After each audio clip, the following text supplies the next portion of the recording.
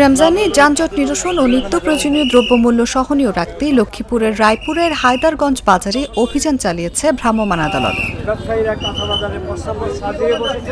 এ সময় মেয়াদোত্তীর্ণ ওষুধ বিক্রি ও মূল্য তালিকা না থাকা সহ 9টি বিভিন্ন মামলায় 33,000 টাকা জরিমানা করা হয়। বৃহস্পতিবার দুপুরে উপজেলা সহকারী কমিশনার ও নির্বাহী ম্যাজিস্ট্রেট শাহেদ আরমান অভিযান পরিচালনা করেন। শাহেদ আরমান জানান, মেয়াদোত্তীর্ণ ওষুধ, সড়কের মধ্যে পার্কিং ও দোকানগুলোতে নিত্য প্রয়োজনীয় দ্রব্যের মূল্য তালিকা না থাকায় পৃথক 9টি মামলায় 33,000 টাকা জরিমানা করা হয়েছে। এটার মূল্যটা হচ্ছে ঘুষি উঠানো, টেম্পারিং করা বলে লাগে, ঠিক আছে?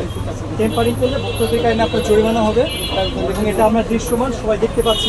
টেম্পারিং করা, ঘুষি উঠানো, এটা আপনার দোকানে আমরা পেয়েছি। এই জন্য আপনাকে হচ্ছে ভোক্তাদের কারণে আবার 3,000 টাকা জরিমানা করলাম। নেক্সট টাইম যদি আপনাকে এটা আমরা পাই সেম জিনিস, যে টেম্পারিং করা বা এটা মূল্যটা উঠানো বা মূল্য নেই, তাহলে 50,000 টাকা জরিমানা করা হবে।